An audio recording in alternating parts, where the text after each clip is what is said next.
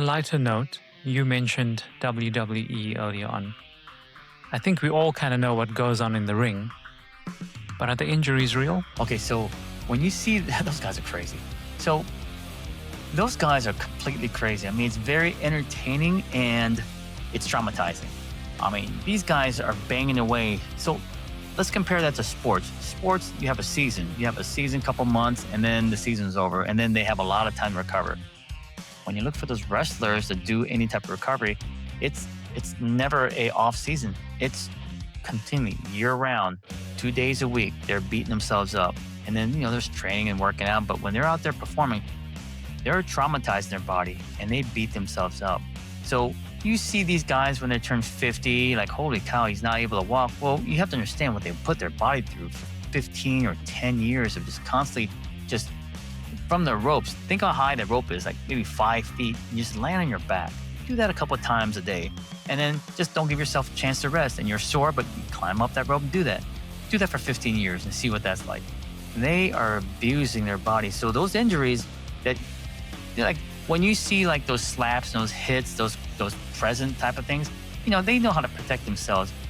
But when you look at the stuff you can't see, like the arthritis or some type of maybe a possible stress fracture, they've got those things and they still continue to go. They have to keep moving because they're not really contracted in the sense like a athlete says, all right, no matter what, your money's guaranteed. In their world, it's like a independent contractor and you get paid based on performance. So if you miss a day, you're not getting paid. You also mentioned the NFL, and in our country we play rugby, and we probably have the greatest rugby team in the world, and it's called the Springboks.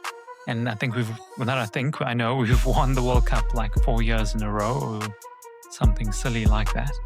But I think the US is getting ready to host the two greatest rugby nations, which is South Africa and New Zealand. I think that's happening in October. So that's quite exciting.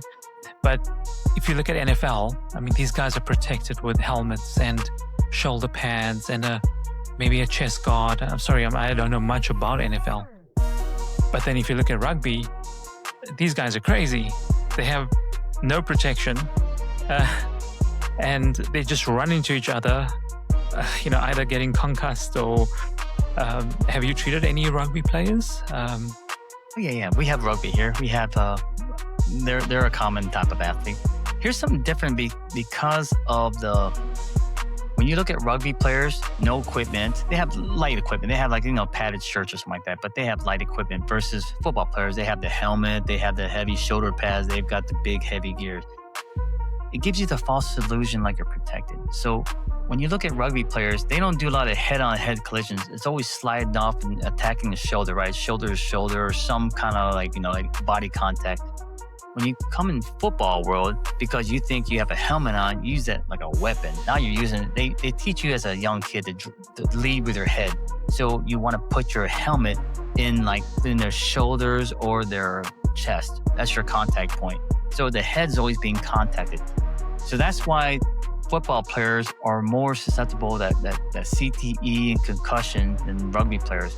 Rugby players, it's not a common sight to see two helmets collide or two heads hit each other. It's always off the side. It's shoulder to shoulder a little bit, shoulder to the waist or to the leg. Whereas football players, if you watch them, they lead with their head. They want to knock people out with their heads. But the problem is that little shell, we'll call it a helmet, in your brain inside there, and then it's getting rattled around. Every time you rattle it around, the brain swells up a little bit. And when you swell the brain up, well, now you get poor circulation, and then you start walking in the world of, what they call like dementia and all that CTE and all that stuff that you hear about where they go into that tau protein and the amyloid and all that stuff. So it's because of circulation. You just got to understand that sport that you have over there, rugby versus football, are like almost the same in the violence, but it's just different contact points. So that's what's the danger point of that.